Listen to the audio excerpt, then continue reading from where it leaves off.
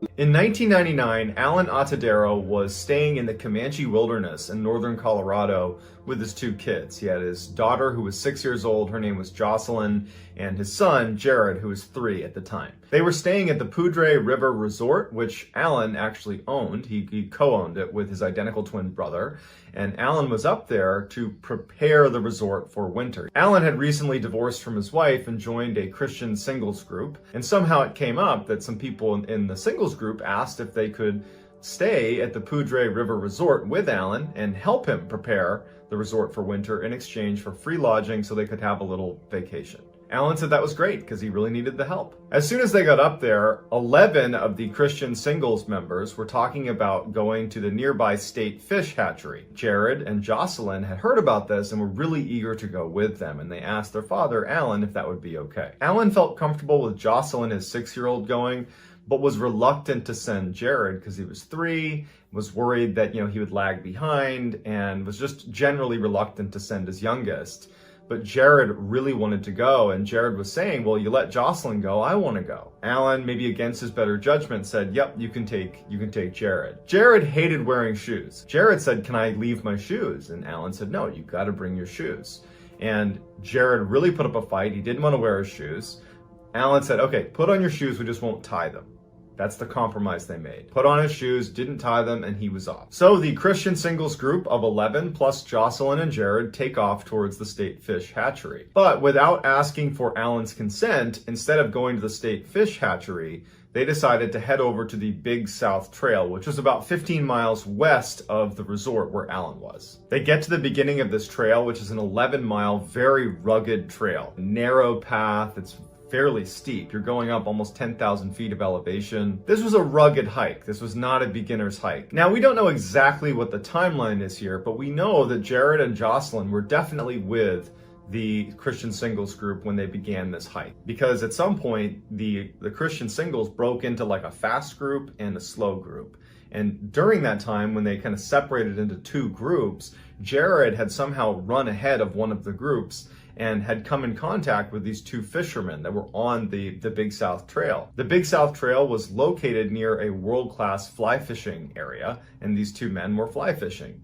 And they saw Jared, and they also saw these 2 groups of people making this climb on this trail, and they, the fishermen, assumed that he had to be with them. Jared walked up to them and said, hey, have you seen any bears in the area? And they said, no. And Jared just skipped away. It's believed that the 2 fishermen that saw Jared on the trail were the last 2 people to see Jared alive. At some point shortly after Jared has made contact with these 2 fishermen, the singles group realizes they've lost track of Jared. They have Jocelyn, but they've lost sight of Jared. And so there's an immediate search of the area. They're yelling out to Jared. And after about an hour, they haven't found him. However, one of the Christian singles members hears a scream. It was not a scream of someone getting attacked, but rather it was way off, off the trail. It sounded like a child who they would describe the scream as sounding gleeful, like they were playing with someone, like they were playing tag or hide and seek with someone. They tried to make it over to that area, but they couldn't locate where the sound was coming from. And despite yelling out for Jared constantly, they could never locate him. While this search is going on, one of the members leaves and goes back to the resort to break the news to Alan, Jared's father. Alan immediately gets in his car. He's yelling, you lost my baby. And he drives over to the Big South Trail. Now, Alan just assumed he'd be able to get out and just charge around like a maniac yelling for his son and he would find him. But he quickly realizes that this is a really rugged and very dense area. It's going to be almost impossible for he alone to search and find his son. He calls authorities and authorities show up and they launch this massive search. Now, the search and rescue crew, when they showed up, they were very confident that they were going to find Jared. They felt like they had a really good sense of where he was, that it would have been very difficult for him to go anywhere. They had the fishermen saying they had seen him. They had one of the members who heard a scream in a specific area. They've done these searches, unfortunately, many times, and most times they find the child hiding somewhere, crying somewhere, but they're unhurt. By the next day, after a full 24 hours of searching, when they haven't found anything, that's when the search and rescue team began to realize that more than likely this was not going to be a successful search. Now, the search would go on for a week. It was a very chaotic search. the case had made national headlines, and so people were converging on this area in Colorado just to kind of be a witness to this case. You had volunteers showing up left and right to help search, and police had to actually keep them from going into the area because they didn't want to clutter up the search area. So it's just very chaotic. And also during this time, a helicopter crashed that was searching for Jared. Luckily, no one perished in that crash, but it was just this crazy search for about a week, and they don't find anything. A week after the search had begun, they officially called it off, and the going theory was that Jared had most likely been attacked by a mountain lion. 4 years go by, and 2 hikers were in the same area on the Big South Trail, walking up the trail, and they decide when they got to this one section near where Jared went missing, there was this really steep rocky climb that was not part of the trail. But if you wanted to, and you were adventurous and athletic enough, it's feasible that you could crawl up, hands and knees all the way up this rocky face, and you could get to this rocky outcropping where you'd have this great view looking down over the canyon. And so these 2 hikers decide to do that. So they start climbing up this rocky slope that they would say is a treacherous climb. And actually, David Paulides, the man behind the Missing 411 project, does a video where he climbs up that rocky face, and it looks very steep and difficult to navigate. So these 2 hikers make it to this outcropping, and the first thing they notice is a pair of brand new children's sneakers, white sneakers. And as soon as they see it, they think, oh, I guess a family must be up here, and they let their kid take their shoes off. And so they're looking around for the family that must have just been adventurous and climbed up here, but there's no one up there, and it's a small area, and they're like, huh, what are these shoes doing up here? Then they found bits of Jared's clothing near the shoes. His pants were found turned inside out, very completely turned inside out. His sweatshirt was more or less intact.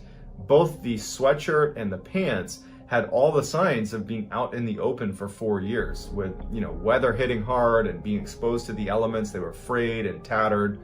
The shoes had also apparently been out in the elements for 4 years, but showed almost no wear and tear. The hikers that found them literally thought they were brand new shoes. And then around that area, they also located one of Jared's teeth, and they found a bone that belonged to Jared as well. So it really begs the question, how did Jared get up nearly 550 feet above the trail over extremely difficult to navigate terrain? And why were his shoes completely unweathered after 4 years of being out in the elements? And why were his shoes up there in the first place? They were untied on his feet. He certainly would not have been able to navigate the terrain up there even with his shoes laced. But if he had been navigating that terrain, he almost certainly would have lost his shoes in the process. So we don't know what actually led to Jared's demise. However, we do know that somehow he was found, his remains were found in an area that was effectively inaccessible to him. In July of 1938, the Beilharz family decided to go camping deep in the Rocky Mountains. Now, the Beilharz family was a huge family. They had 10 kids, including Alfred, who was a 4-year-old boy. One of the days they were camping, they decided to go on a hike to a great fishing spot. And so they got in this big line with all 10 kids and the parents, and they start walking, and Alfred was far back in that line. And at some point, he must have wandered off or got separated, and at some point, the family noticed. There was an immediate preliminary search, and there's a bunch of them. They're calling out to their son, their brother. After this initial search results in nothing, one of the members of the family alerts authorities, and it would launch a 10-day search. When the authorities showed up, they were operating under the assumption that Alfred must have fallen into the river and drowned. And so their efforts went into not only damming the river to stop anything going through, but they also began raking the river as well to find any of Alfred's remains. When the raking of the river and the damming of the river turned up nothing, the authorities decided to bring in some bloodhounds from a nearby state penitentiary to try to pick up his scent and find him. And so they bring the bloodhounds over to where he went missing, and right away they pick up his scent. And then, somewhat paradoxically, instead of going down to the river where all the authorities assume that's where he must have gone, the dogs turned and went up this near sheer cliff They went over 500 feet uphill to this clearing on the mountain, this little plateau on the mountain, and then they just laid down as if they had found him. The authorities assumed this was an anomaly. There's no way this child could have gotten up nearly 500 feet to that plateau, not to mention there was no sign of the child up there anyways. So they just assumed that the dogs must be wrong. So they sent those dogs back and got new bloodhounds to do the same test. And so they brought the new bloodhounds to the point where Alfred had vanished, and they did the same thing. They didn't go down to the river. They followed the exact same trail all the way up, nearly 500 feet up to that plateau where they laid down to signify this is where the scent ends. And it was baffling because there was nothing up there to indicate that he was there or ever was there. But now you have two groups of bloodhounds that did the same thing. You can't say his scent wasn't up there because the dogs found it twice. So at the same time this search is going on, a report came in from another hiker that was about 6 miles away, less than 24 hours after he had gone missing. And the report from this hiker was he was sitting down to take a rest and he looked up towards this mountain. And about 500 feet up, he saw a little rocky outcropping and a boy walked out to the edge and looked down at him. And the man looked up like, how did the boy get up there? And the child let out a shrill shrieking sound before something that was out of view pulled him backwards, and then he was never seen again. And so he reported it, and the authorities dismissed it because how could a 4-year-old boy have moved 6 miles away and 500 feet up to this rocky outcropping? However, authorities did send a team to go search that area where this hiker had seen this child, and there was nothing there. So you have these two separate locations, one near where Alfred disappeared about 500 feet up on a seemingly inaccessible rocky outcropping where the bloodhounds had taken his scent to, and then it vanished. And then 6 miles away, you have another sighting of a boy that matches Alfred's description that's another 500 feet up on a rocky outcropping that's seemingly inaccessible to a child. And that's all we have. Alfred was never found. In August of 1897, two parents and their 6-year-old daughter named Lillian went berry picking in Maine. The section of Maine they were in was only 15 miles away from the Canadian border, and it was very, very densely forested. At some point, the parents noticed that Lillian wasn't with them anymore. They assumed she must have wandered a couple feet away. Maybe she was behind a tree. But after an hour of searching, where they can't believe they're not seeing any trace of their daughter. I mean, they're in the middle of nowhere where if you yell out, someone's going to hear you, but there was no response from their daughter. They can't find her anywhere, so they alert authorities. Hundreds and hundreds of people came out for this search. The family is distraught. They're offering these huge rewards for any information about their daughter. You have all these very experienced outdoorsmen and huntsmen that are going out and looking for this girl. There is nothing. She has vanished completely. During this whole ordeal, friends and family would stay out in the woods overnight. They would just stay out there yelling and calling for Lillian, and she never turned up. About 48 hours after Lillian disappeared, there was a group of people searching an area about 2 to 3 miles away from where Lillian had gone missing. And Lillian just walks out from behind a tree, perfectly calm, doesn't look harmed, and she's just asking for her mother. There's this amazing reunion. It's a miracle that she's been found. I mean, this is 2 days that she's been missing in the middle of rural northern Maine. I mean, anything could have happened to her, but she's here, she's alive. When they asked the girl, what happened? Where'd you go? Why did you walk away? Like, what happened? She said something that piqued David Paulides' interest, and this is why this became a part of the Missing 411 project. She said, the sun shined all the time in the woods. The problem with that is while she was missing, it was overcast, dark, dreary, and she was in a very dense forest where there was, even if it really had been a very sunny day, you're not getting much sunlight coming down to the forest floor. So why would she describe something as being sunny the whole time in the woods when in reality, there was almost no sunlight? She also claimed that over the 2 days she was missing, she heard people talking around where she was. But she said that she needed to stay quiet because of the tramps that would be upset if she made any sound. It's just a very strange story, and like every other missing 411 case, there really isn't a good, rational explanation for why it happened. While David Paulides does not come out and say explicitly what he believes is behind all these strange occurrences inside of these missing persons cases, the insinuation or implication of his research is that something paranormal is behind it. So I'd like to hear what you think is behind some of these strange disappearances. If you enjoyed this video and you want to see more like it, I would encourage you to gently mule kick the like button and subscribe to my channel and turn on all notifications so you don't miss any of my weekly 3 to 4, even 5 videos. In 1978, a 23-year-old named Stephen Kubacki was attending a college called Hope University in Michigan. It was a small Christian school where he was studying German and history.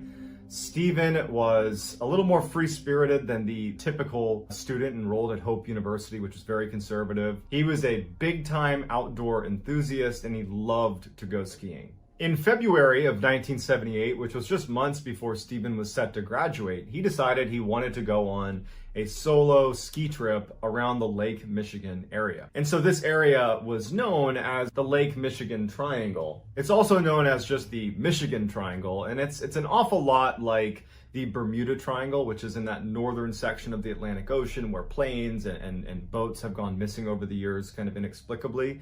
Well, the Michigan Triangle is like that. And starting in the late 1800s, there were all these disappearances that started occurring in the Michigan Triangle area. And so Stephen was going to be skiing around the Lake Michigan area, and so he would be in the Michigan Triangle. Now, he had told his friends and his family that he was just going out for a day trip, and Stephen was a very accomplished outdoorsman, excellent cross-country skier, so really no one bats an eye when he decides to go out and, go skiing. No one even thought twice about it. They're like, all right, cool, we'll see you tomorrow. A day after Stephen had left for this ski trip, some snowmobilers were out in the Michigan Triangle area and they spotted a trail of ski tracks that led up to the edge of the lake, where at the edge of the lake were a set of skis and 2 ski poles. Just stopped abruptly, and they see that this looks like someone might have fallen into the lake. Now, there weren't any clear breaks in the lake itself, but they figured it was worth telling police and to at least let them know in case they're looking for someone who might have gone missing in the area. And so it was around this time that Stephen Kubacki's friends and family started to recognize that he wasn't back yet, and he should have been. And so they end up calling in an official missing persons report because he should have been back. And so the two things happened in tandem. You have the snowmobilers that have found the ski poles and the skis, and you have the missing persons report that's come out for Stephen Kubacki, and immediately they're connected, and this massive search effort is launched with a focus on where those skis and the poles were found. Now, they looked everywhere, but it was like his tracks went right up to the edge of the lake and then just stopped. There weren't any more tracks on the lake. There were no breaks in the lake. There was nothing there. It was like he just suddenly either went into the ground or just vanished somehow. And so as hundreds of people have descended on this area to look for Steve Kubacki, his backpack shows up right next to his skis and ski poles. That was the first place that everybody went, and his backpack wasn't there. And they didn't really even know how to investigate it. It was just this weird phenomenon where all these people are like, I guess it just must have been there the whole time. They just didn't have a good answer for it. And so after a long and very elaborate search, ultimately they had to call it off. And so they told the family and friends that what must have happened is he got out of his skis and put everything down, went onto the lake, and it cracked and he fell in. And so that's what everybody believed. I mean, why wouldn't they? 15 months go by and Stephen's father hears a knocking on the door. And who's at the door? Stephen Kubacki. And when he sees his son, he can't believe it because he believed his son was dead. But Kubacki has no idea, Steve has no idea how much time has passed. He saw a newspaper, Stephen saw a newspaper in his father's house, and it showed that it had been 15 months since he disappeared. He asked his father, like, how can this be? And he told Stephen, you were near Lake Michigan.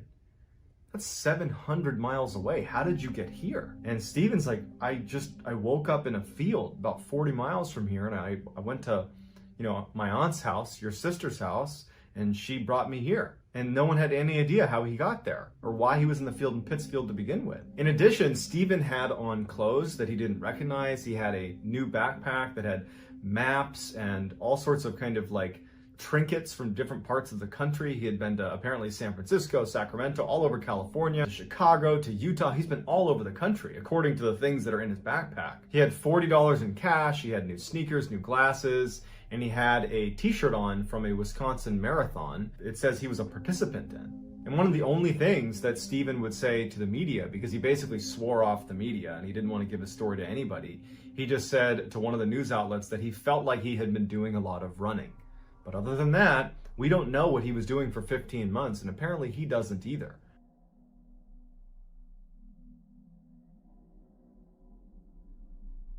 In early 2018, Danny Philippidis was a 49-year-old firefighter living in Canada. He had a wife, he had 2 kids, he was happy, healthy, successful, and every year he and his colleagues at the firehouse would go on a ski trip to New York, where they would go skiing at a mountain called Whiteface. And so on February 7th, 2018, Danny and his 7 colleagues are at Whiteface. They're enjoying themselves. Danny was an avid skier. Like, this is something he really looked forward to, was this annual retreat to Whiteface Mountain. And it was getting to be lunchtime, and his 7 colleagues said, hey, let's go down to the lodge and get a bite to eat. Danny was just having a great time on the mountain, and he was like, you know, I'm gonna just do a couple more runs. I'll meet you guys in about 30 minutes or so. I'm gonna do a couple more runs before lunch. So they go down to the lodge, and Danny continues to do a couple more runs. And so after an hour or so, and Danny still hasn't shown up at the lodge, his 7 colleagues have finished eating, and they're like, you know what? I bet Danny just decided he wanted to skip lunch, and he's probably just fine. And so they end up just going out and skiing the rest of the day. But by the end of the night, when the mountain is starting to shut down, they're all checking their phones for messages from Danny. They haven't gotten anything from him. They haven't seen him. They decide, let's go check out, you know, his room back at the hotel and make sure that he's there. Maybe he got sick and he left, something like that. And the resort was attached to the mountain itself. So they just walked right over to his room.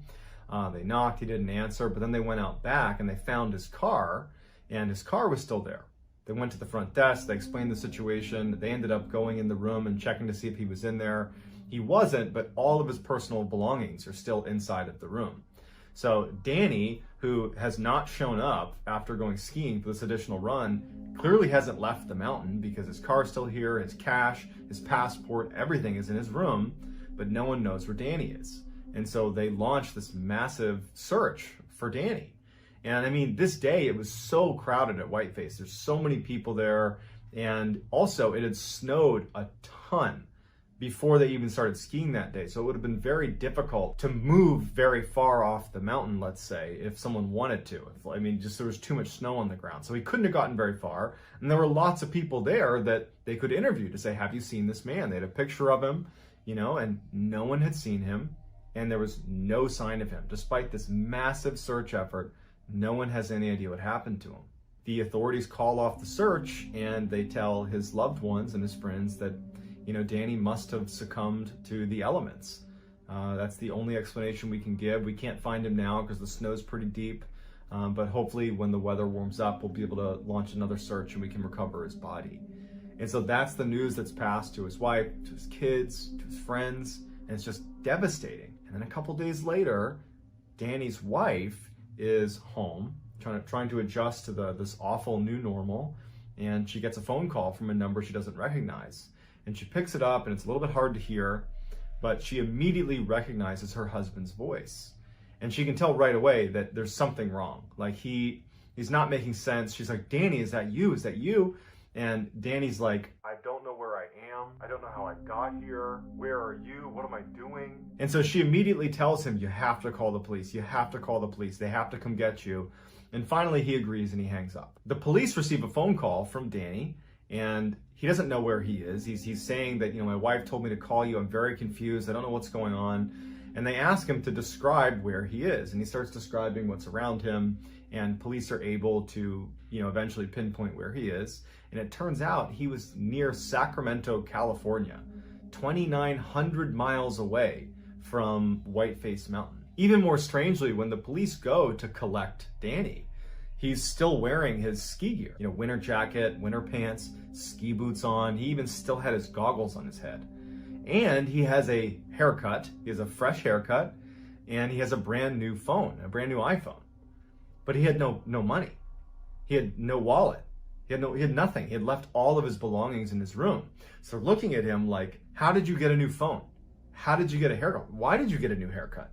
And when you got your haircut, why didn't the person cutting your hair let someone know that a man who's visibly confused wearing ski gear is getting a haircut in here? And so it's just this totally strange mystery that Danny, to this day, and anybody that knows Danny and his friends, the investigators, everybody, no one knows how he got there. How does a guy without a car, without any money, wearing ski gear, go from New York to Sacramento, California, somehow get a haircut and buy a new phone, and then just suddenly come to and be like, oh, that's right, I'm Danny, and I'm gonna call my wife and let her know where I am now. Like, it was just crazy.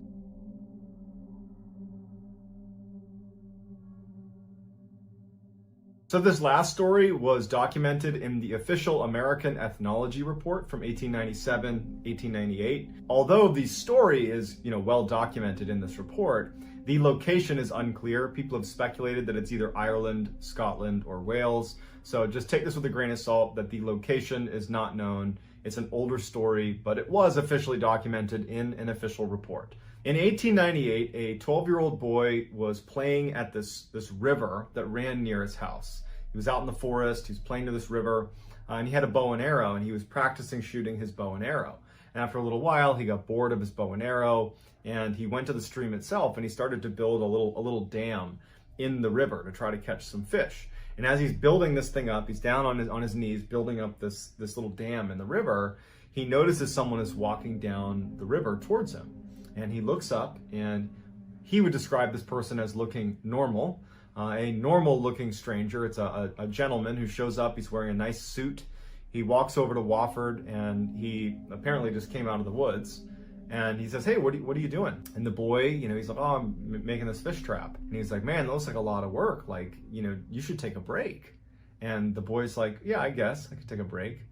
And the gentleman just says, well, if you want, while you're taking this break, you can come to my house. It's just up past the bend here. My family's there. You can have a meal with us, and then you can come back and you can finish your fish trap. And so, this is a different time. This is the late 1800s, and I'm not suggesting that at the time it was totally cool to go with strangers into weird houses in the forest, but the boy felt compelled to say yes. He didn't want to be rude, and maybe his fear of strangers is less extreme than it is, for us today in 2020. And so he agrees to go with the man. They make their way up past the river into the forest a little bit, and they come up to this cabin. Now, the boy played in the woods here, and he had never seen this house before. But he's not too concerned, because as soon as he gets to the house, this cabin in the woods, he sees that the lights are on, and he hears kids playing inside, and a close family friend of his family's is sitting on the porch talking to one of the other apparently family members of the stranger. And so the boy's put at ease, and he says hi to the family friend, and the family friend, waves back. The boy goes inside, and he sees that this family has a couple of kids, roughly his age. They're playing, goofing around. They have dinner, they have this wonderful meal, and the boy, Wofford, is like, man, this is so great. And after the meal, he lays down and falls asleep. He kind of loses track of time. The boy falls asleep at this cabin. And so he wakes up early the next morning, and he feels horrible because he didn't mean to fall asleep, and he didn't tell anyone from his family where he was going. And he's thinking, man, they're going to be so worried about me. And so as he's getting up to leave, the stranger is already awake, the one that had met him down by the river and called him up to the house. And the boy says, hey, can you walk me down back to the river? And the stranger's like, I can take you part of the way down, sure. So the two of them, they're having small talk, and the boy's thanking the man for his generosity. And so as they're walking, they're passing by an orchard on one side and a cornfield on the other. And it's this beautiful morning, the sun's just coming up, and the boy remembers thinking how beautiful the setting was. But he also was thinking, like, I don't even know where I am right now. And I'm assuming he's walking me back to where I live, but this doesn't look familiar at all. And the stranger stops. They get to almost a junction right at the end of the orchard and of the cornfield. And the stranger tells the boy, Wofford, he says, hey, just go straight. You're going to turn down this way, turn back, and you'll be at the river again where we met. And the boy thanks the stranger, and the stranger turns and starts walking back towards his cabin and says, hey, good luck, see ya. And the boy starts following the man's directions. And Wofford, as he's walking, following the stranger's directions, he's suddenly curious and turns around to look back at this strange person who had brought him up to the house and then now brought him back.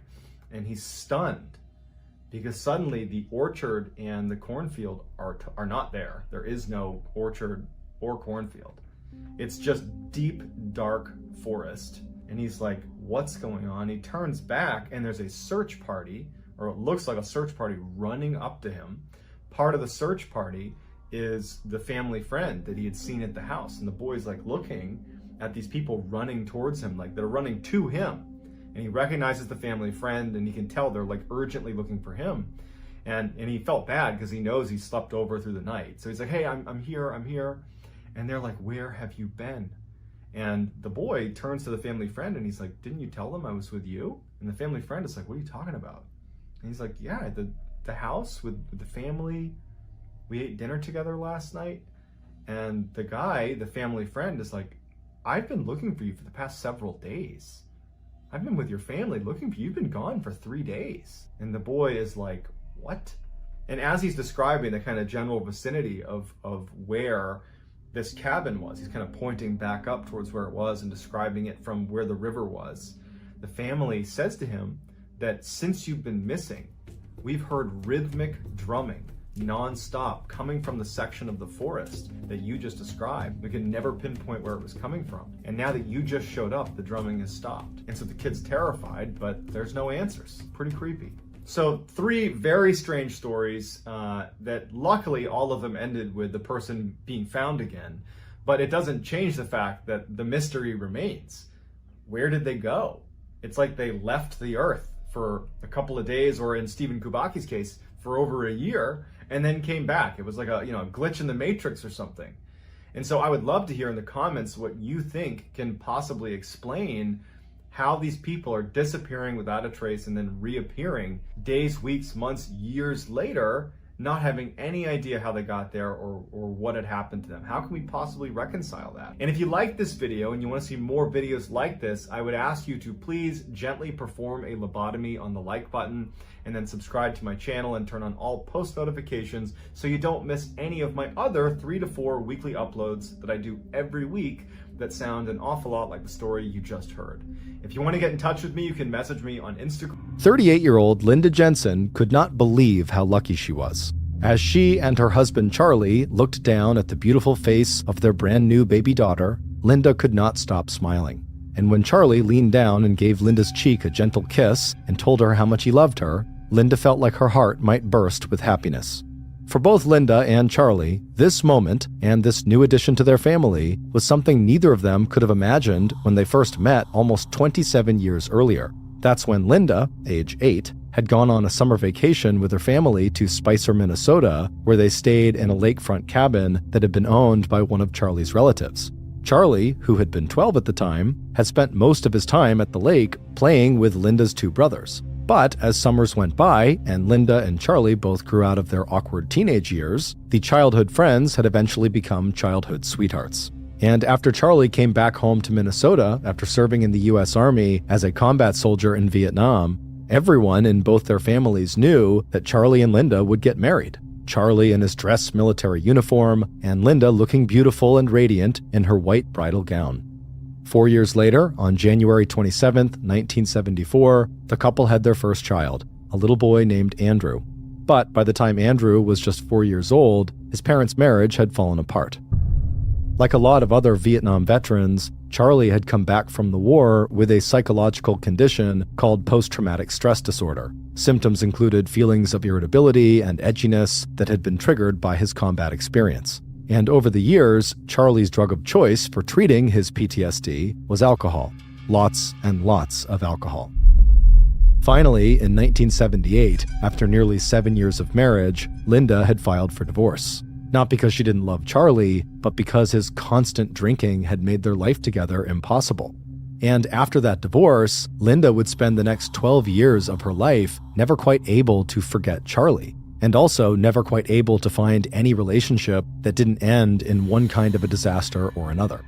There had been a long-term relationship that had produced another son, a little boy named Joey, but that relationship ended without Linda marrying Joey's father. Not long after that, there had been one more failed marriage, which had taken Linda and Joey first to Colorado and then to California. In both relationships, the breakups had left very bad feelings. Linda's ex-boyfriend and Joey's father had been a partner with anger and substance abuse issues, who refused to pay child support for Joey. Linda's ex-husband, who still lived out in California, had adopted Joey, but he'd never forgiven Linda for not having any children with him.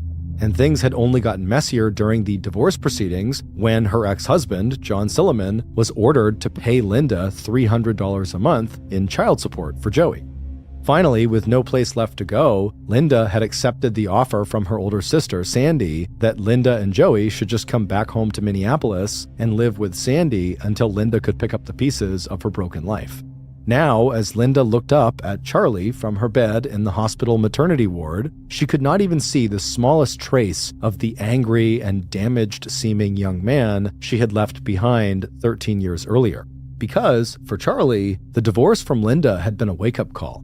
And once he realized just how much his drinking had cost him in terms of his marriage, family, friendships, money, and work, Charlie had made a promise to himself and to his son, Andrew, that he would get clean and sober. And that's exactly what Charlie did.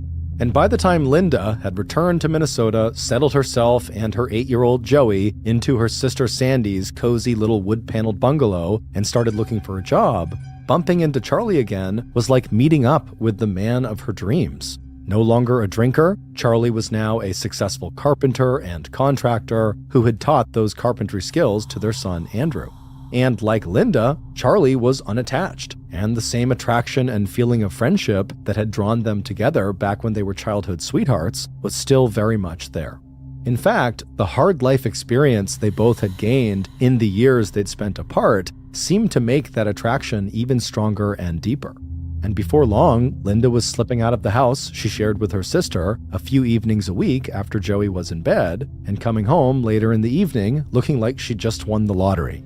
Sandy and Linda had always been very close, and Sandy had been the one person Linda had confided in over the course of the last 12 stormy years. And Sandy knew her sister well enough to know that there was only one man who had ever made Linda look that happy, and that man was Charlie Jensen. So it came as no surprise to Sandy when Linda and Charlie had announced that they would be getting married again.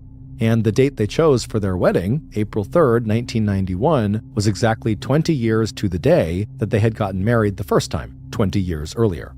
What had been a surprise had been the fact that shortly after moving in with Charlie, Linda had gotten pregnant. And by the time the couple had said "I do" to one another for the second time in their lives, Linda was already 7 months along.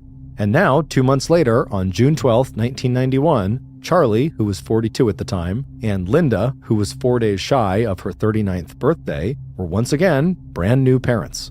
And for Linda, the arrival of baby Lisa marked the beginning of the life she had spent the last 12 years looking for. By late February 1992, when baby Lisa was 8 months old, Linda, Charlie, Joey, and Lisa had all settled into a comfortable routine. The roomy 3-bedroom house that Charlie had just finished building 2 summers ago had a deep wooden porch out front that overlooked the yard and driveway and the trees that shaded the house from the sun. It was one of Linda's favorite places, and it also became a gathering spot for Andrew, who now had a son of his own, and for Linda's sister, Sandy, who visited as much as she could to see Linda and the kids. Linda had taken time off from her job working at a local school with disabled children. Charlie had plenty of construction jobs, but he still managed to spend as much time as he could with Linda and their grandson, as well as with Lisa, Joey, and Andrew. And by late summer, Linda had gotten back to her regular exercise routine. In addition to dropping in at the local health club, Linda had also started running again, and it wasn't long before she was a very familiar sight in the nearby neighborhoods that were part of her daily 5-mile loop. And it wasn't just Linda, Charlie, and baby Lisa who were all thriving. Linda's son, Joey, who had been disabled by a severe stroke when he was just 6 weeks old, had also settled happily into his new life in Minnesota. He enjoyed being part of a close and loving family, and he enjoyed his role as big brother, and now that he was about to turn 10 years old, Joey was also looking forward to joining the local Boy Scout troop. It wasn't until the last weekend in February, on Saturday, February 22nd, that Linda had given her sister, Sandy, the most recent update on the one dark cloud that had drifted into the Jensens' otherwise very sunny life. The sisters were sitting on the sofa in the living room catching up on family news. Linda had talked to the local Boy Scout troop leader about signing Joey up for Boy Scouts. Charlie was working on a construction site all the way out in Maplewood, 50 miles away, and that after a long Minnesota winter, March and spring were finally not too far away. But when the ring of the telephone interrupted their conversation, Sandy immediately noticed the look of strain that flashed across Linda's face. Sandy knew that sometime within the last 2 weeks, Linda had gotten 2 calls from Joey's biological father, Robert Beard. Despite having given up custody of Joey and not paying child support, Robert was now insisting on having longer and more frequent visitation with his 9-year-old son. Linda had left Robert after he had become physically abusive, so Robert's calls and escalating demands had felt very threatening as well as upsetting. But a moment later, Linda's face had relaxed, and she had insisted to Sandy that she, Linda, and Charlie had the situation under control. And by the time Sandy was ready to go, the conversation had veered into memories of the past, and Linda's announcement that Charlie had always been the only man Linda had ever loved. By the time Sandy was hugging Linda goodbye, Linda was joking that the only real problem in her life now were the painful shin splints she had gotten from all of her recent running. And 2 days later, on the morning of Monday, February 24th, that was absolutely true. When Linda woke up that morning and took her first few steps across the cold bedroom floor, she winced as the sudden pain flared up along her shin bones. But glancing at her watch, Linda actually welcomed how fast the pain had cleared her mind, because once again, she had managed to oversleep. After pulling on her sweatsuit over her t-shirt and underwear and checking that baby Lisa was still asleep, Linda hurried into Joey's room to wake him up. Linda had meant to get out of bed when Charlie had kissed her goodbye and left for work at 6:45 a.m., but the last thing she remembered was hearing Charlie tell her that he'd changed baby Lisa's diaper and that he'd see Linda that evening after he got back from Maplewood.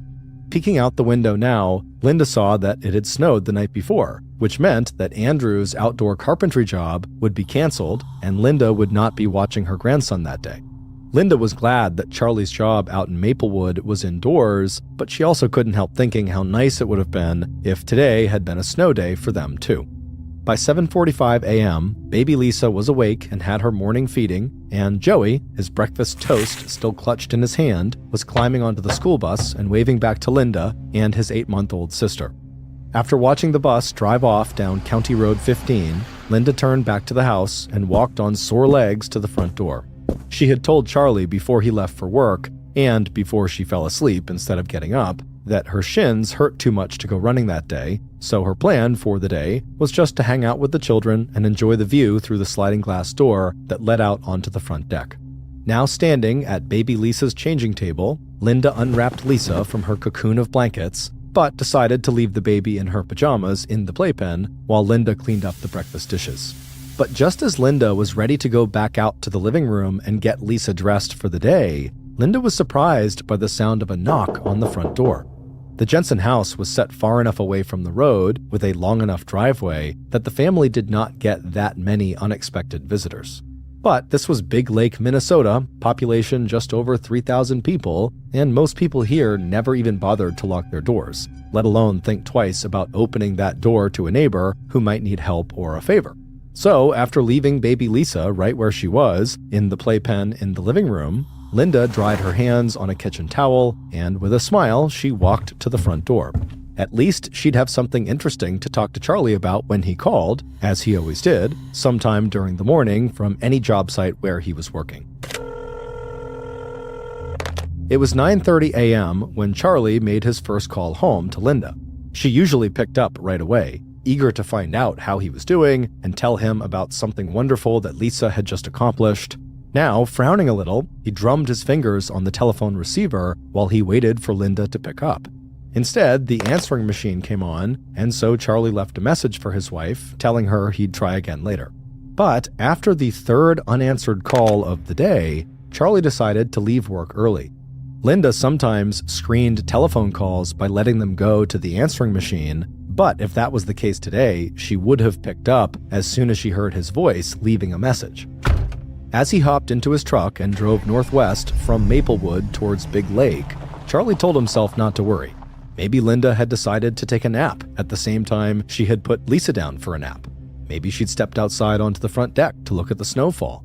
And besides, school had let out, so by now, Joey should be home with his mom and baby sister. By the time Charlie walked into his house, it was 4:05 p.m., and the first thing he noticed was the sound of 8-month-old Lisa crying. Charlie immediately yelled out for Linda, but Linda didn't yell back. Dropping his coat onto the nearest chair, Charlie followed the sound of Lisa's crying through the dining room, where he saw Joey doing his homework at a small table near the wall, and into the living room, where he saw baby Lisa in her playpen, still in her pajamas, her face red and wet with tears. Even as Charlie picked Lisa out of the playpen and stepped over to the foot of the stairs to call his wife's name again, he knew something was wrong. Linda would never have let Lisa stay in last night's pajamas for the entire day. And again, when Charlie did not get a response from Linda, he put Lisa back down inside of the playpen and automatically began a search of the house for his wife. Joey had seemed uncertain when Charlie asked whether Joey had seen his mom, so telling Joey not to worry, Charlie started his search in the laundry room in the basement where Linda would have been out of Joey's sight.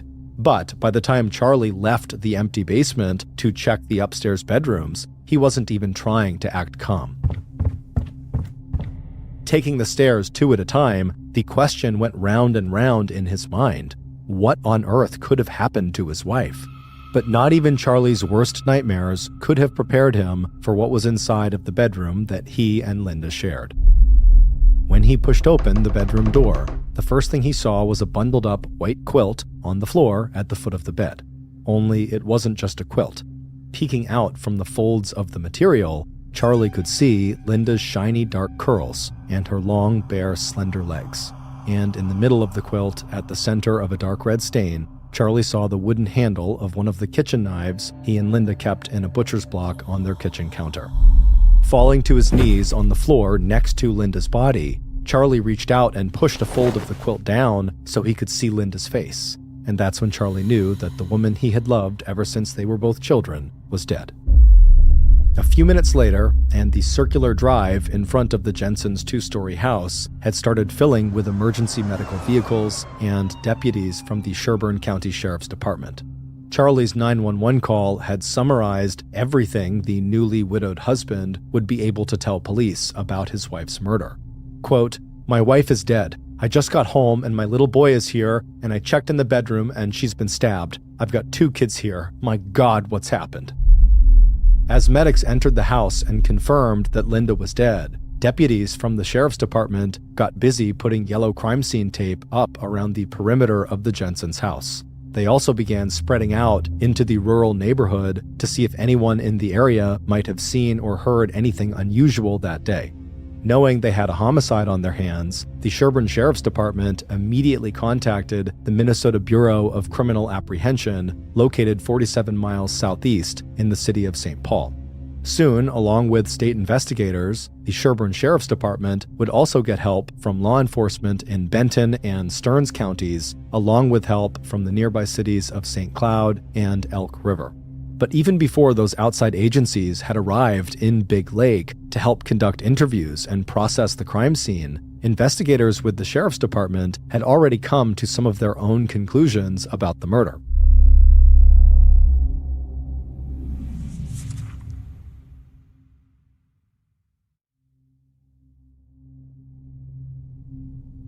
After doing an informal interview with Charlie, who had described his entire day and all his interactions with his wife, from the time he woke up and left for work, to the series of unanswered phone calls, right up until the moment he dialed 911, police were working on the assumption that Linda had probably been murdered sometime that morning. That guess would later be confirmed by the autopsy report on Linda's body, which would further narrow the time of the crime to sometime between 8 and 10 a.m. Based on the brutality of the crime and the fact that there was no sign of forced entry and nothing of value appeared to be missing, police also assumed that this crime was personal, not the result of a robbery gone wrong. And finally, given that Linda was naked when she was wrapped into the white quilt and then stabbed, police also believed that what they were looking at was not just a murder, but a violent sexual assault. and this assumption would also be confirmed when the medical examiner found traces of semen on Linda's ankle and inside of her body, along with defensive wounds that suggested that she had struggled with all her might against her attacker. The medical examiner would also discover that the actual cause of Linda's death was strangulation, and that she had likely been dead even before the killer had plunged the 10-inch long blade of the butcher's knife so deeply into her chest that the fabric of the quilt had become embedded in the wound. According to one investigator, it looked to the police like someone had actually tried to carve Linda's heart out of her chest. And Linda's sister, Sandy, would later remember the medical examiner telling her that along with the surface bruises, scratches, and deeper bruising to her sister's body, there was a single dried tear on Linda's cheek. But unfortunately for investigators, even though they had lots of details about how Linda had died, they did not have many clues about who might have committed the crime. It would also turn out that aside from the semen samples that the medical examiner would find in and on Linda's body, there just wasn't much physical and forensic evidence that crime scene techs were able to recover from inside of the Jensen house. Whoever had raped and killed Linda had stripped the sheets, which may have contained hair, blood, and skin tissues, and taken them away with them. According to Charlie, the only other items that appeared to be missing might also have contained DNA evidence. The t-shirt and underwear that Linda had been wearing that morning, and that she was probably still wearing when she was attacked. The first obvious suspect in Linda's murder was her husband, Charlie Jensen. It hadn't taken police long to learn that the couple had been married back in 1971, but had divorced because of Charlie's post-traumatic stress disorder, which made him prone to anger and irritability, coupled with his alcohol abuse. But over the next 72 hours, the police would confirm Charlie's work alibi. Charlie would also pass a lie detector test and volunteer a DNA sample that would eventually rule him out as Linda's killer. But even as Charlie was being cleared from the suspect list, police were already following what they believed was a very promising lead provided by the mail carrier who delivered mail along the rural route where Charlie and Linda lived. According to the mail carrier, when she had arrived at the Jensen house at 11:30 a.m. on Monday, February 24th, the day of the murder, she saw a white male in a copper-colored pickup truck pulling out of the Jensen's driveway. The mail carrier's description was detailed enough that police artists were able to put together a sketch that showed a man in his 30s or maybe 40s with scraggly brown hair and a gray flecked beard who had what looked, to the mail carrier, like red scratches on his hands. Less than an hour after the sketch was released to the media and featured in print and TV news, the tips from the public started to pour in. And soon police were interviewing anyone in Big Lake Township who had reported seeing the copper-colored 1970s Ford pickup truck or its alleged driver. On March 2nd, 6 days after Linda's murder and 2 days after her funeral service, a heartbroken Charlie Jensen packed up the home he had built for himself and Linda and moved his little family into an apartment building. As Charlie would tell his adult son Andrew and Linda's sister Sandy, it was just too hard for Charlie to walk into that bedroom where Linda had been killed. 11 days later, and 17 days after Linda's death, police saw their only solid lead in the Linda Jensen homicide go up in smoke. The mail carrier, who had helped police draw a sketch of a possible suspect she saw driving away from the Jensen's property on the morning of the murder, began to change her story. She now thought that instead of being copper-colored, the truck she saw might have been light green with white panels and snowplow brackets on the front. And instead of having a scraggly beard, the driver may have been wearing a coat with a fur-lined collar. Meanwhile, police investigating other men in Linda's life were also running into dead ends. After learning that Joey's biological father, Robert Beard, had been arguing with Linda in the 2 weeks before her death about visitation with Joey, they didn't waste any time bringing Robert in for questioning. Police also knew from conversations with Linda's family that Linda had said that Robert had been physically abusive and had a bad temper as well as substance abuse issues. And at first, Robert Beard looked like he could become the new #1 murder suspect. In conversations with police, he was angry and defensive. He lied to investigators, denying that he had recently spoken with Linda on the phone. His alibi, that he was home alone at the time of the murder, was weak. But Robert also pointed out that since he did not have a car or driver's license, there was no way he could have gotten undetected to Linda's house and killed her. Once Robert lawyered up and refused to give police a DNA sample, the only thing police could do was keep him on the suspect list and move on to the next man in Linda's life, her ex-husband, John Silliman, who lived in California. Although John's alibi, that he was working at a local elementary school on the day of Linda's murder, turned out to be airtight, there was something about John that just made police suspicious. He'd clearly had a volatile relationship with Linda, and he told police that Linda had pressured him into adopting Joey instead of having children of their own. It wasn't until police went through John's financial records with a fine-tooth comb to rule out any murder-for-hire scheme that police crossed John off their list of suspects. By the end of May 1992, 9 weeks after Linda had been found brutally raped and murdered in her own bedroom, the investigation into her death had ground to a halt. Police from 3 different jurisdictions had followed up on more than 1,000 tips. They had interviewed hundreds of friends, coworkers, family members, neighbors, and possible suspects. They had searched but failed to find any trace of the sheets and clothing that had been taken from the Jensen house on the morning of Monday, February 24th. They had also collected and stored more than 80 DNA samples from men who had any connection to Linda. From a trainer at her gym who had once given her a bouquet of flowers, to her ex-lover and husbands, none of them would match the semen sample collected from Linda's body. But while investigators may have quietly and reluctantly shelved the murder book on Linda Jensen, there were 3 people in Linda's life who absolutely refused to let the case go completely cold.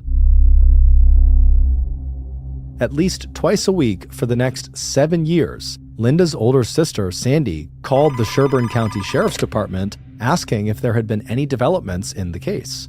Charlie also remained in touch with police, and he and Sandy made an appearance together on a popular TV show that featured true crime, hoping that the publicity might result in someone coming forward with new evidence. The third person who would not let the case go was one of its lead investigators. Bruce Anderson had made a promise to the Jensen family that he would not retire from the Sherburne County Sheriff's Department until law enforcement had found the person who had killed Linda Jensen. Like Sandy, Deputy Anderson was convinced that someone out in Big Lake Township held the key to solving this homicide, that someone had information that they might be holding back or that they didn't realize was important. Even after all the leads seemed to dry up, Sandy, Charlie, and Deputy Anderson had one strategy left.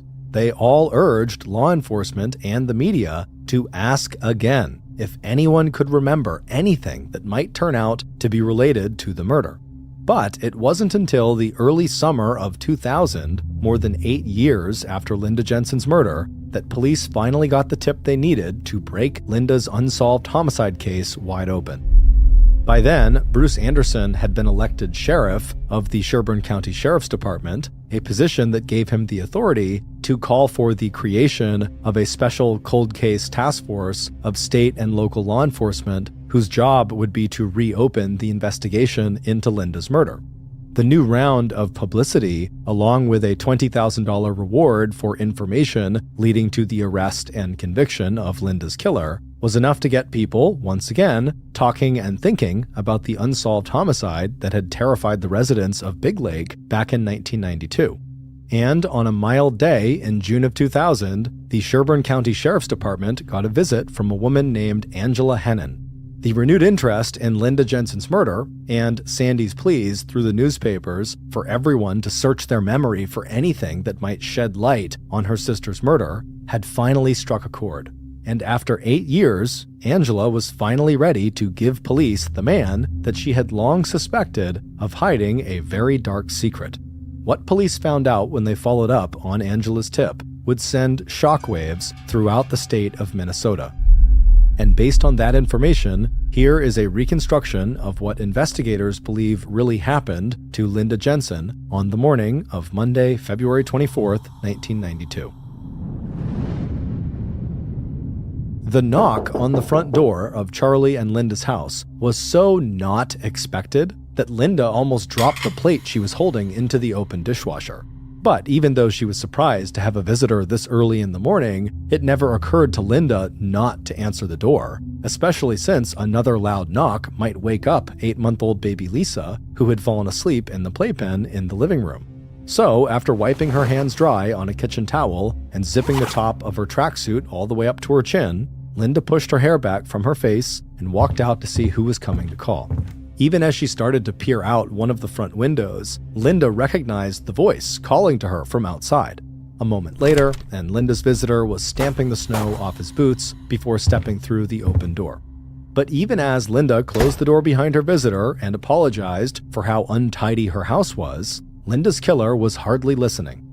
Instead, he was drinking in every detail of Linda's appearance. He had been watching Linda for such a long time, but until now, he had never really been alone with her, never really had a chance to let her know how he felt about her. He wanted to ask her if she was planning to go for a run that day, and he wanted to tell her how much he always looked forward to seeing her jog past the house where he lived with his wife and 4 kids. But before he could even find a way to put his proposal to Linda, he could see that she had stopped smiling and had even taken a few steps backward, and now she was asking him what he was doing there, because now really wasn't a great time after all for her to have any company. And if this was about Joey, she'd rather talk some other time when Charlie was there too. But before Linda could get any further away from him, the killer reached out his hand and grabbed her arm. And as soon as he did that, he knew it didn't matter how Linda felt about him or what Linda wanted. What mattered was what he wanted. And after a short but violent struggle, the killer had Linda right where he wanted her. Upstairs in the master bedroom, all her clothes stripped off, her dark curly hair spread out on the bed under him, looking just as she looked in all of his fantasies, right down to having his hands wrapped around her slender throat, squeezing as hard as he could until finally she stopped struggling and lay still. Once Linda's killer was finished, he bundled her body inside of a clean white quilt and pushed her down onto the floor at the foot of the bed. Still breathing heavily, the killer straightened his own clothing, then left the bedroom and went down to the kitchen. On the counter, next to a jar of red and white candy canes, he saw the butcher's block with its collection of kitchen knives. Grabbing the wooden handle of the largest knife, Linda's killer hurried back upstairs to the bedroom. Looking down at Linda, lying on her back with the quilt wrapped around her, all he could see of her body was the top of her head, and her slim legs from the knees down, her heels resting lightly on the floorboards. Straddling Linda's midsection, the killer raised the knife and began stabbing at Linda's heart, over and over again, until finally plunging the knife through the center of her ribcage with so much force that it pinned the quilt into Linda's chest. After hauling himself back up onto his feet, the killer turned to the bed and stripped off the sheets and gathered up Linda's torn t-shirt and underwear. Rolling everything into a ball, the killer took one last look around and then left the bedroom, hurried down the steps, picked up his coat from where he had dropped it near the door, and just a few minutes later, Charlie and Linda's neighbor and the leader of the local Boy Scout troop, 28-year-old Kent Jones, was already halfway back to his own house less than half a mile away.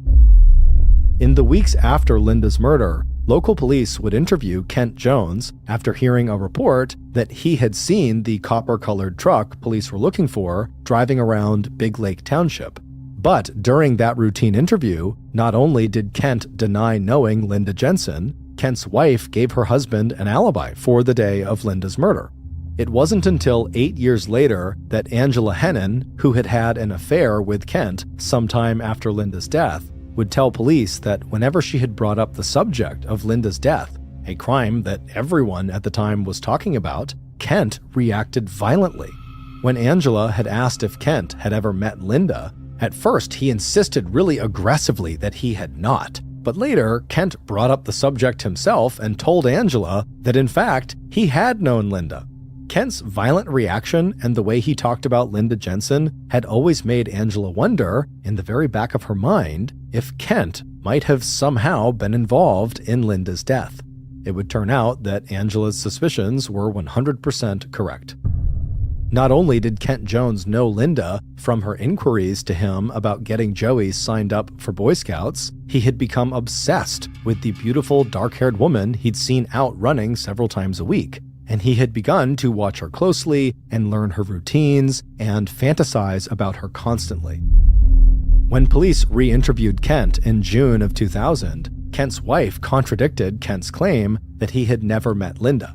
In front of investigators, Deborah Jones reminded Kent that Linda had actually come by their house to pick up a Boy Scout application for her 9-year-old son.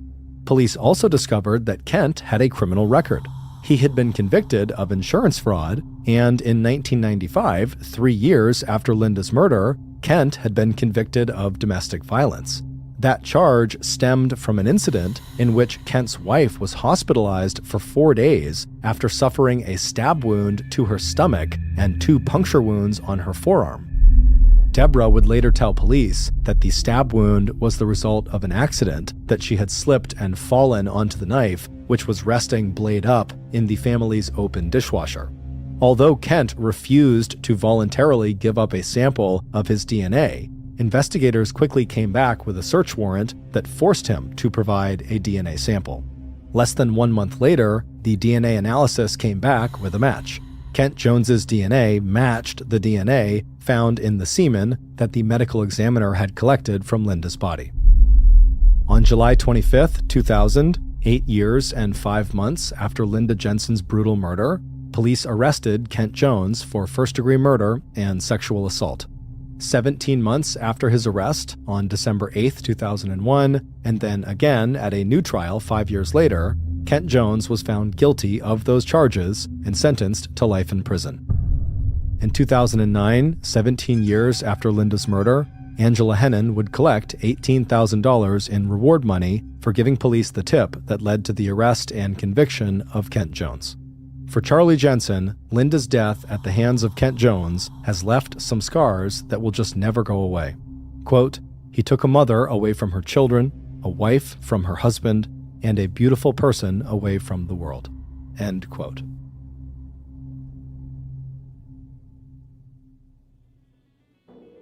In the summer of 2001, Arthur Labe sat inside a traditional German beer garden with his family.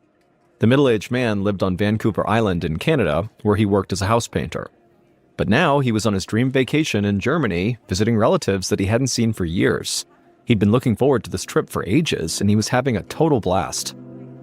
Arthur felt grateful to be on this vacation at all. A few months earlier, he had coughed up some blood, and his wife Carol insisted that he go see their doctor on Vancouver Island. The doctor would tell Arthur that he was worried about lung cancer since Arthur had been a smoker when he was young. Thankfully, Arthur's chest x-rays and follow-up testing indicated he didn't have cancer, and his doctor said that it was fine for Arthur to go to Germany and enjoy his trip. And his cough actually cleared up completely a few days before he left for the trip. Arthur took a big swig of his beer and then thought about how great it felt to sit down and relax after a full day of walking all over the city. The walking was actually the only part of the trip that Arthur was not enjoying. They'd been on their feet so much that his lower back was starting to hurt. And so Arthur made a mental note to stop by a pharmacy on the way back to the hotel for some pain relievers or maybe a hot pad. Arthur took another big sip of his beer and then looked around at all the other tourists crowded into the beer garden. Then he nodded his head at the polka band in appreciation and then settled in, enjoying a sunny afternoon and the warm glow of a nice German beer. 2 hours later, the sun had sunk behind the trees, and Arthur stood up from the table to head back to the hotel. As he got to his feet, a shock of pain burst through his lower back. Arthur immediately sank back into his seat, very surprised. Then he tried to stand again, but every time he moved, a burning pain shot through his back and up his spine. Carol was surprised that her husband couldn't stand and asked what was wrong. Arthur told her he just needed to breathe for a second, but after a few minutes, the pain was still shooting up his back. And every time he tried to stand up, the pressure on his back was blinding. Finally, he just shook his head and told Carol he did need to go to the hospital. Something was going on with his back. She nodded, then asked their son-in-law, Brian, to run and grab their rental car. 15 minutes later, Arthur sat in the front passenger seat as Brian drove towards the hospital with Carol and Arthur's daughter, Jenny, in the back seat. Every time the car hit a bump, Arthur gritted his teeth in pain.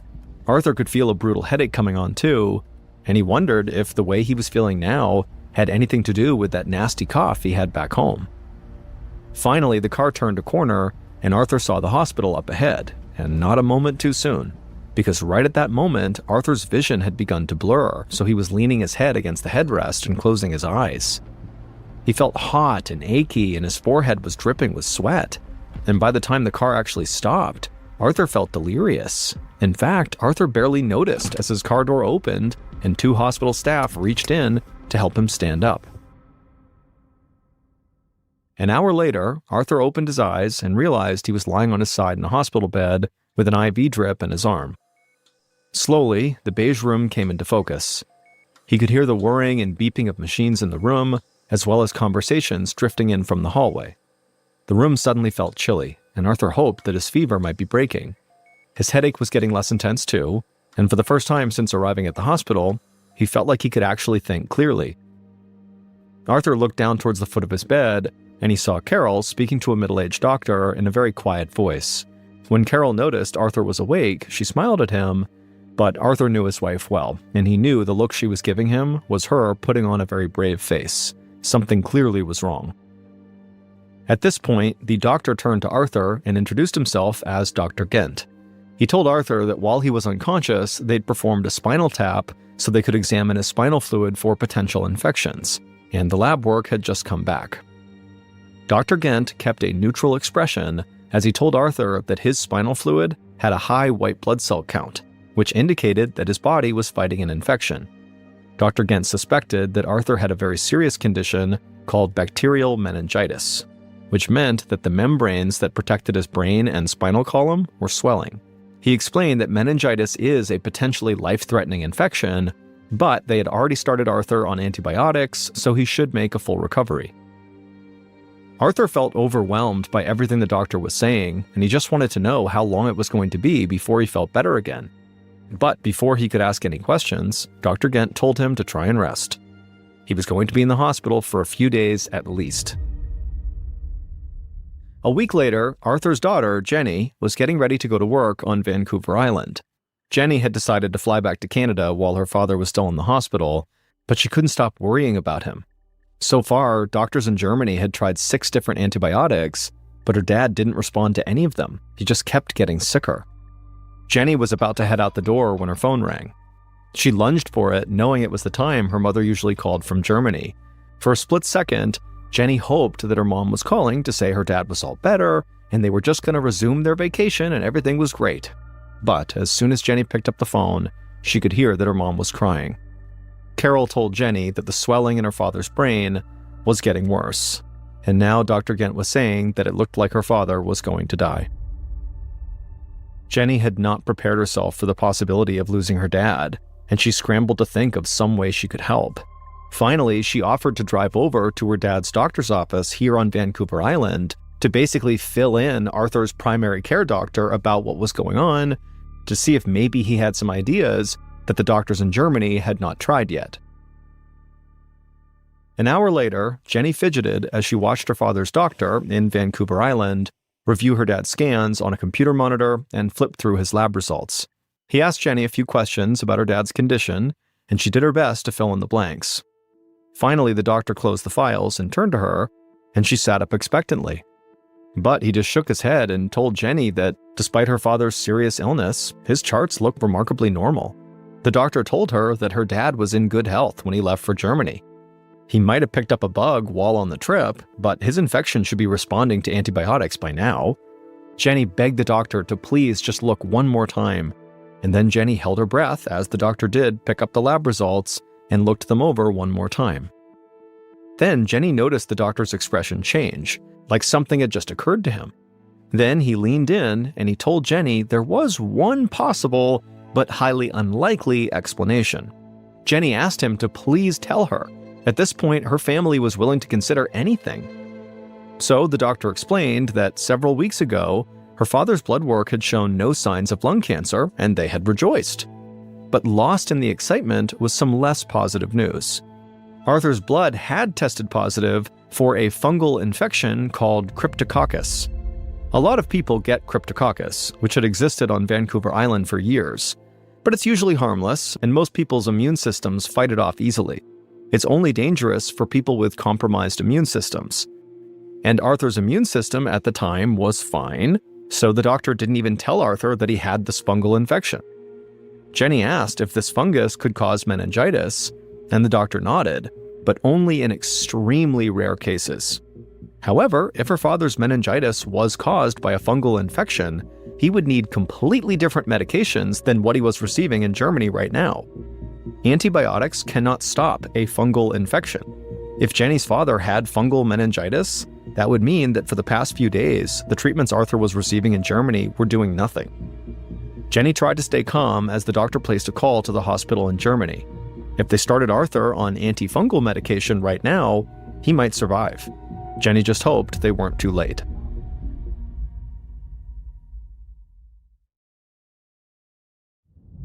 Several months later, in the early winter of 2002, an animal pathologist named Sally Lester was in her laboratory on mainland British Columbia, a few miles away from Arthur's home. She slid a glass slide under her microscope, then bent down over the eyepiece to take a look. The slide she had put under there contained tissue from the carcass of a dead porpoise that had washed up on the beach on nearby Vancouver Island. Dr. Lester focused her lens on a tiny cell that looked like a boiled egg. This kind of cell had become a familiar sight to her over the past year. These odd egg-shaped cells had been sent to Dr. Lester from veterinary clinics all around Vancouver Island. A growing number of sick dogs and cats were showing up at vet clinics with shortness of breath and discharge running from their noses. In more serious cases, the animals were having seizures. Some had mysterious lumps on their heads, and all of the animals had pockets of pus called abscesses below their eyes. Veterinarians had sent in samples of the abscess tissue to Dr. Lester so she could examine them in her lab, and every time she'd found these little yellow cells that looked like boiled eggs. She knew what the cells meant, that the animals were infected with Cryptococcus, a fungus that grew on Vancouver Island. It was common for animals and humans alike to contract Cryptococcus by inhaling the spores floating in the air. Humans and animals rarely got sick from these spores. In fact, Dr. Lester usually saw no more than maybe 6 to 10 animals with Cryptococcus infections in a year. But recently, vets on Vancouver Island had been sending her about 10 cases every single month. Dr. Lester was stumped about what could be causing the number of these infections to rise so quickly. Then, porpoises began washing up on shore, which had given Dr. Lester a very eerie feeling.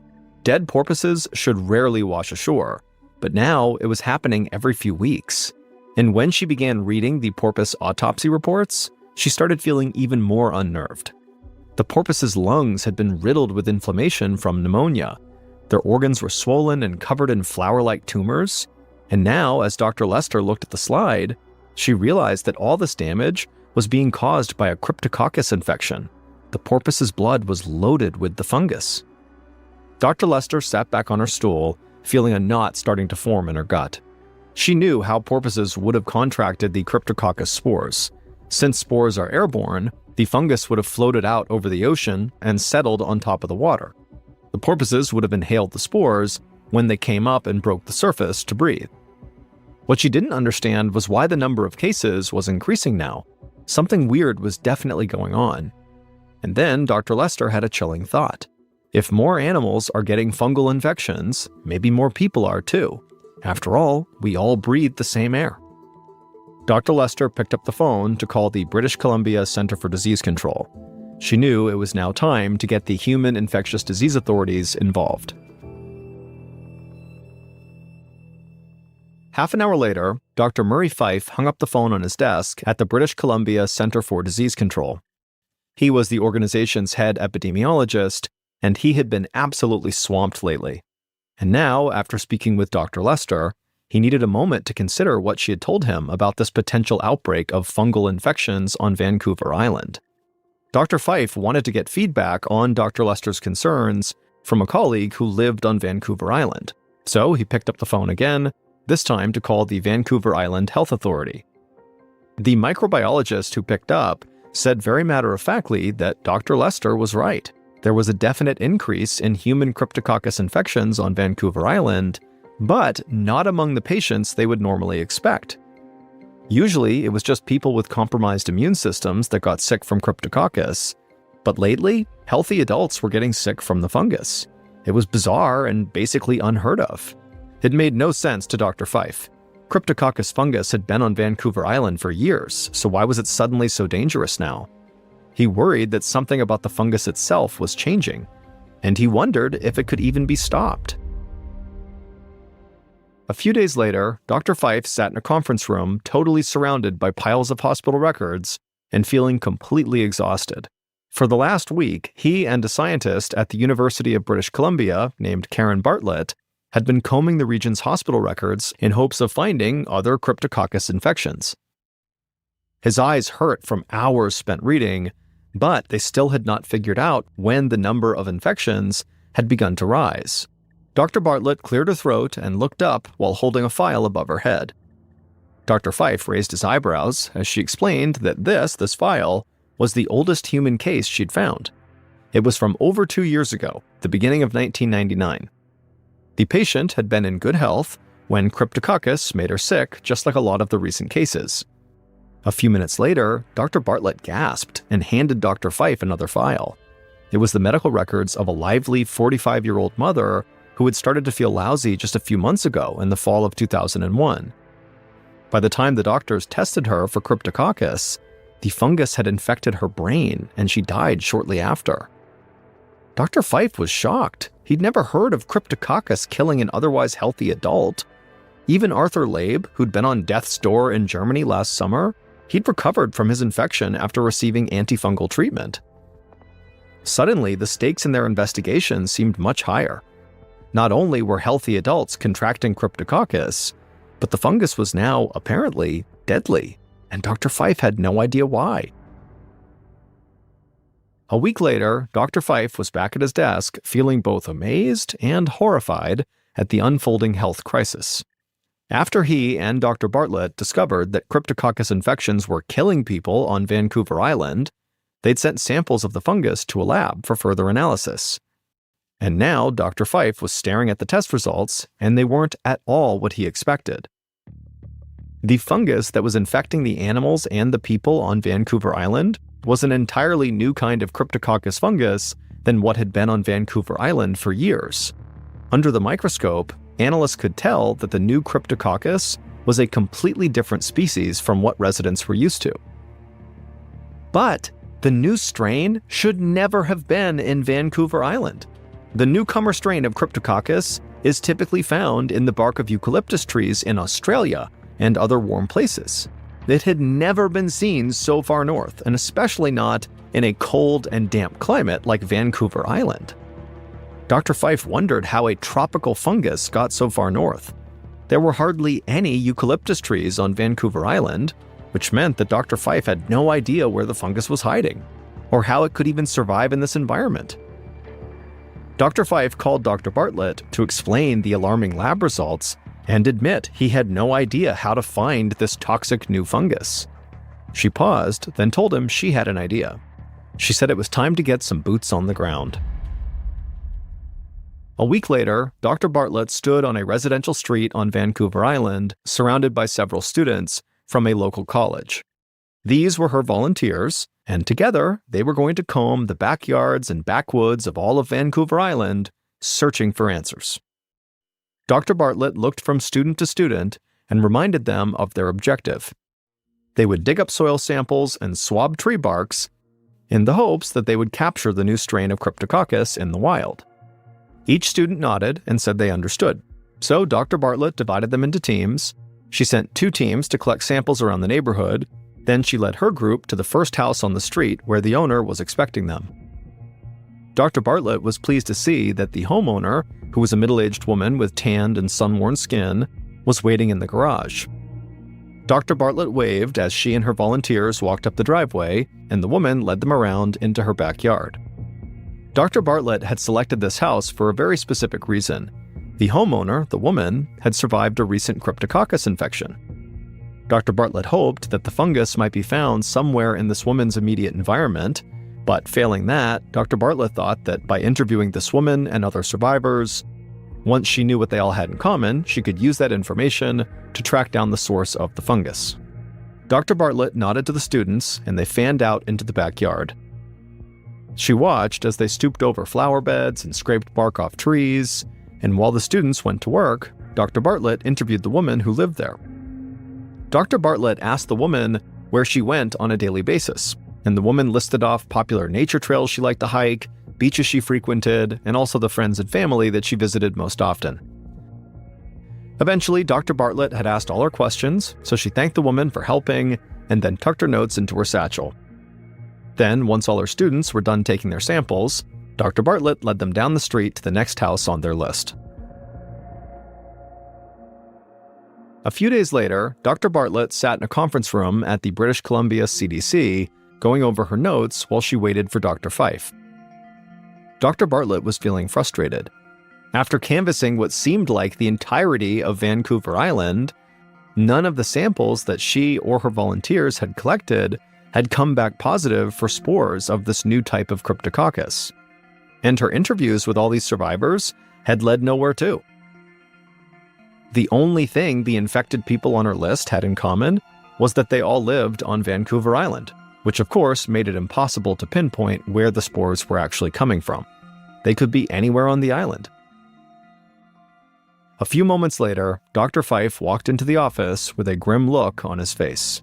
He told Dr. Bartlett that somebody else had just shown up at a Vancouver Island hospital with a Cryptococcus infection, which brought the total of people infected to 30 so far. Dr. Bartlett had this nagging sense that the situation, which was already bad, could actually still get much worse.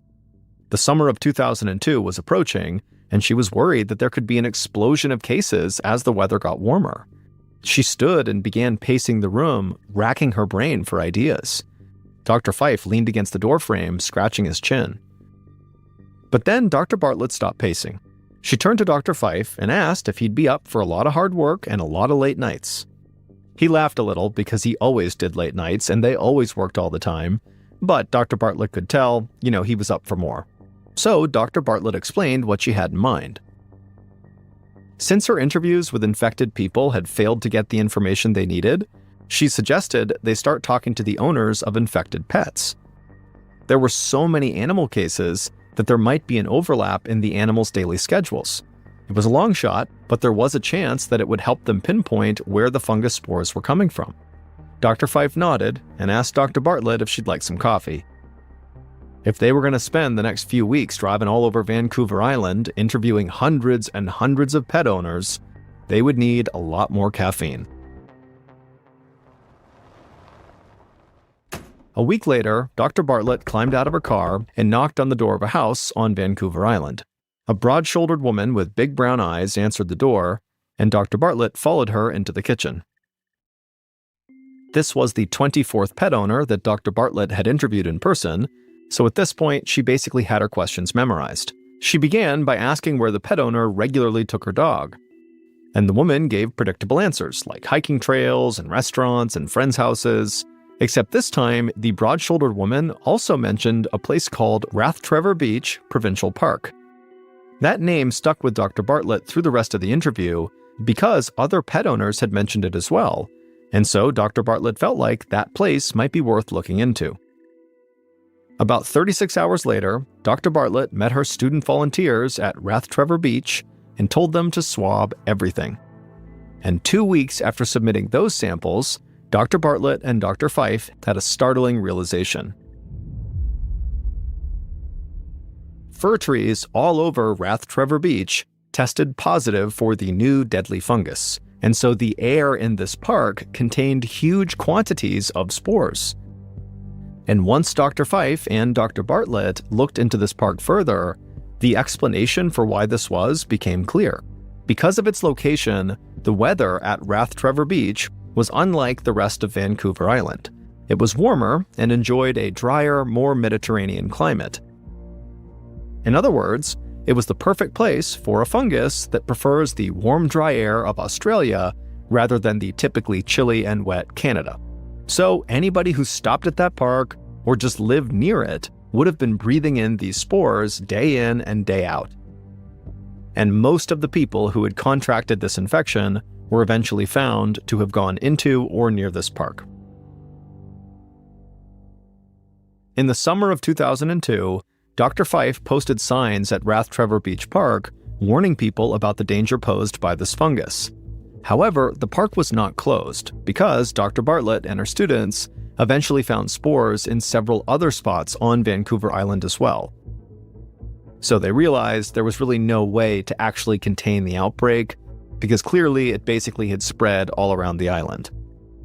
Between 1999 and 2006, 165 human cases of Cryptococcus infections were reported in British Columbia. In total, 8 people died. As for Arthur Labe, he recovered from the disease once his hospital in Germany put him on that antifungal medication, and he was ultimately able to return to work, but his wife Carol says he's not quite as active as he used to be. Nobody knows how this fungus arrived on Vancouver Island, but the spores can live on surfaces for many, many years. So it could have been transported by humans, or wind currents coming up from the tropics, or even by porpoises that migrated across the ocean. Today, scientists are still working to find a way to prevent this infection, but currently, most scientists think there's really nothing we can do until humans and animals just naturally develop immunity to the disease.